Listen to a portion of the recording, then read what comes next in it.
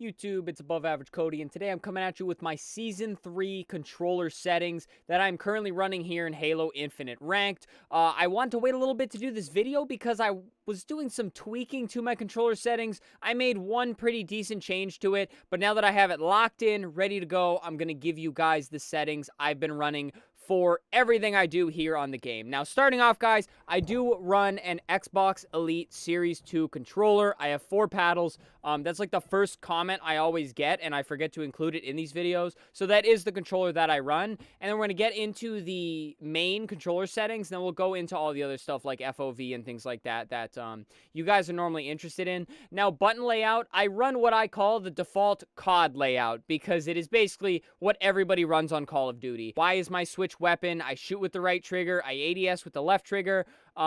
Pretty much everything super, like, basic, I guess, in terms of, like, FPS. I do throw grenade with my left bumper, however, and I use equipment with my right bumper because I just find it's easier when I'm, like, grappling and stuff to have the right bumper up on the same trigger I shoot with, because if I'm grappling, I'm generally not shooting at the same time while I'm using the grapple, and things like that, guys. So that is my button layout. I actually run ABXY on my back paddles, so my ping button is up on the D-pad. All right, now that we have all that stuff out of the way, guys, we'll go over some of this in a bit, but I want to get into the nitty-gritty here. So the sensitivity and acceleration. I do run 3, 3.5, 4.5. So 3.5 for the horizontal, 4.5 vertical. The reason I'm one higher on the vertical is because looking up and down feels a little bit more slower than looking left and right. So you'll see a lot of people go a hair higher on the up and down. That's also because juggling the flag, you know, you're snapping up to grapple the ceiling, you're looking down to throw a grenade. Generally, you want the little hair higher on the vertical.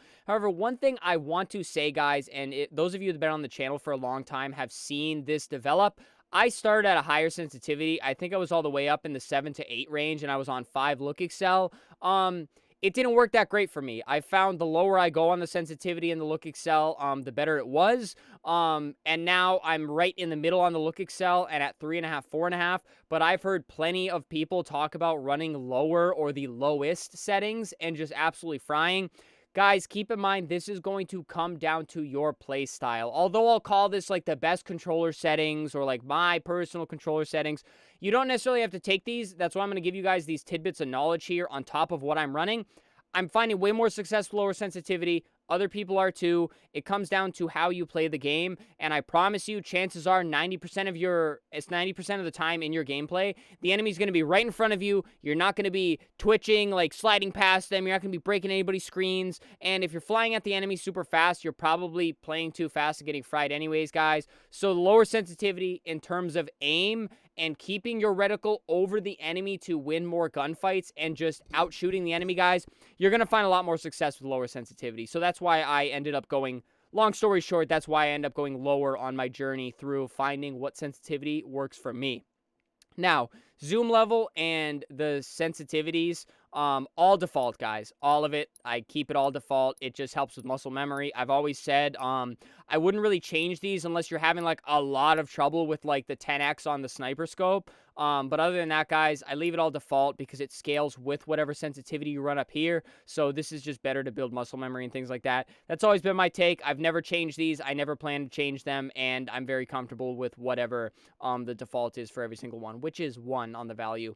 My trigger dead zones, guys, these are, to my knowledge, default dead zones. People have tried to tell me otherwise because the little default pin is right here, but I made a new account recently, and these are the dead zones on the new account. I've never changed them. I've never had to change them. The only reason you would have to adjust these, to my knowledge, is if you're having issues like charging the plasma pistol or your triggers aren't registering right when you touch them, because this is going to affect either when the trigger registers your first input when you're touching it, and then also the like max input, so charging the plasma pistol, firing a full auto gun, holding it down. If you don't really have any issues, guys, you shouldn't really have to change any of these. I never have. I've never noticed the problem. So these are what I run, and to my knowledge, these are default. Now, guys, the most exciting part of the video, the dead zones. Everybody loves the dead zones. Here are my dead zones. I love them. The move thumbstick, I have a 5.5 on the center, 15 on the max input. That's what we're going to talk about in a second here. 3 on the axial. For the look, guys, I have 0 on the center, 7 on the max input, and 6 on the axial. Now I want to talk about the look first, guys. I run 0 on the center dead zone because you want it to react at the first input, but you also want no stick drift. And I'm able to go down to 0 with no stick drift on my elite, so that's just why I run that. Other than that, guys, these are just settings I've gotten from other people. Shout out to homie EMH. A little tip of the hat to you, my friend. He actually recommended these for my look thumbstick, and they feel amazing, guys. I really can't give you a whole lot more than that. I'm not going to pretend to be a complete expert on it, but I promise you, if you try these, you may really enjoy them. Now, the move thumbstick. Now, guys, I go up to 5.5 on the center dead zone because this is how high I have to go so that I don't get drift. I don't know if it's a thing with my elite. I don't know if it's a thing with all elites, but if I leave my left thumbstick in like a certain position, it will drift. So I have to go up to 5.5 to get no drift. Axial, I run 3. Again, it's something somebody told me to put it at. I don't really notice any difference on the axial no matter what I do, so I just leave it on 3. I'm not going to sugarcoat it. Now, the max input threshold, guys. I ran this at 15 for the longest time, and then I went down to 0 because I felt that it was easier to hold my aim when I wasn't strafing so quickly. But now I run it on 15, which will give you the fastest strafe, okay? And we're going to go into that a little bit more with some gameplay here. I'm going to explain to you in depth why I have this back on 15, but I like it. It gives you the fastest strafe because it will register the max input sooner, so you don't have to throw that left stick quite as far for it to register the max input. That's why it's called the max input threshold. So yeah, guys, I am from 0 to 15. That's the big change I made because you can definitely feel the difference in strafe speed from 0 to 15.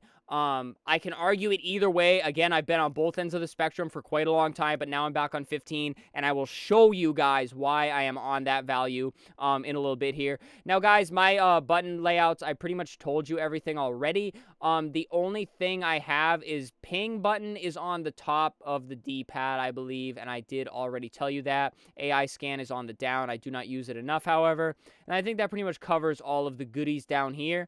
Now, we'll go back up. I'll give you guys some of the other things that some people are curious about. The things like hold to crouch, I do run hold to crouch. This is because when you are crouch strafing, guys, it is a lot less button presses when all you do is hold it to crouch and then you let it go. If you're trying to crouch up and down and you don't have hold to crouch on, that is a lot more button presses you have to make. And I'm doing it with like this finger because I have it on a back paddle, but maybe you play claw or what have you, or you just have it on a different button altogether. Hold to crouch is definitely the way to go. Less button press on the controller, less to think about with your fingers. Just trust me, hold to crouch makes it much easier if you plan on throwing those crouches in while you're in strafing gunfights. Hold to zoom. This is a pretty hot topic, guys.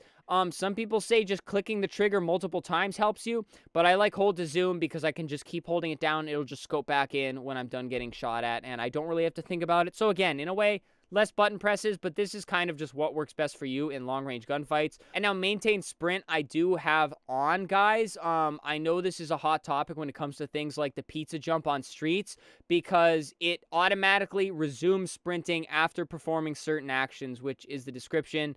But basically, if you start sprinting and then you jump and you land on a ledge, if this is not on, you'll stop sprinting and you have to click the stick back in, which that's what I have my sprint bound to. But if you do this, I don't have to click the stick back in. You'll just automatically keep sprinting. Auto clamber, I have this off. This helps for like peaking ledges. Like if you want to jump up and peak them and you don't necessarily want to clamber onto them, the auto clamber may screw you in that sometimes. Or if you're jumping in a gunfight next to a ledge, your player might stop shooting so that it can clamber the ledge. So I just find more success with auto clamber off.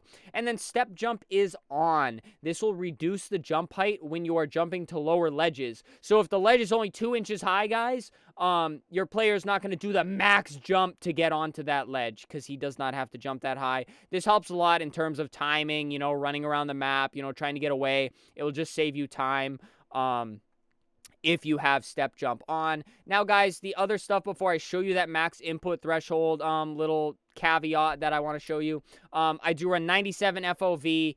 Everybody wants to know the FOV when I show stuff like this, so there it is, 97. I don't think there's anything else like super important. People always ask about my reticle and my colors and things like that.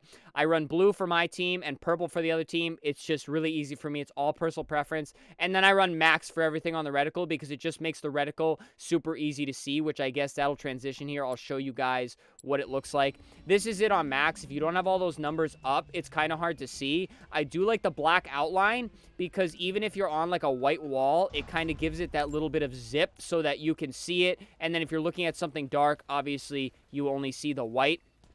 So it makes it a little bit easier to see. Now, guys, just to finish off the video here, I'm going to explain to you why I went back to 15 on the max input threshold. Again, I used to run fast because I'm like, oh, it's the fastest strafe. You know, it'll make the enemy miss bullets. And then I went to 0 because I'm like, oh, I'm strafing too fast. Now I can go slower and hold my aim better. Now I am back on 15, but it is for strafing. It is for faster strafing, but not for the same reason I used to have. And my God, I wish aim assist pulled like this in online lobbies and not just in Zero Ping Academy training.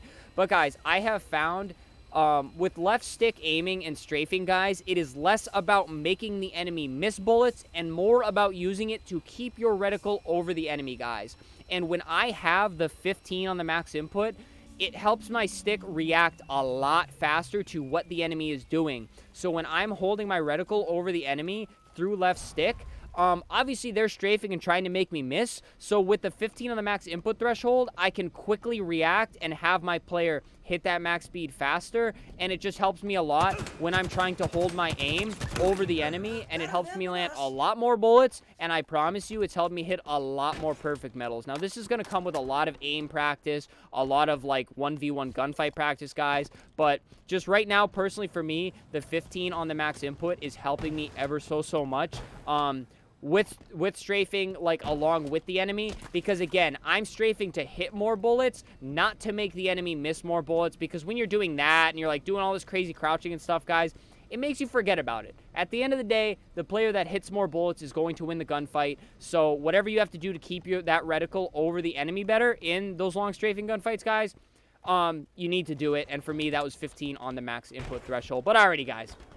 A lot of controller settings to go through, a lot to talk about, and I think I covered just about everything. But if you have any questions, guys, mention it down below in the comments. I'll try to get to it if you have a question. But other than that, guys, I upload like every day. We stream this 5 days a week. Most of you already know that, but be sure to subscribe. Please hit that subscribe button. Leave a like on the video, guys, as well. It helps out a lot. And then, of course, guys, channel membership, super thanks. If you like support monetarily, it helps me out as a content creator, but please do not feel like you have to. But alrighty, guys.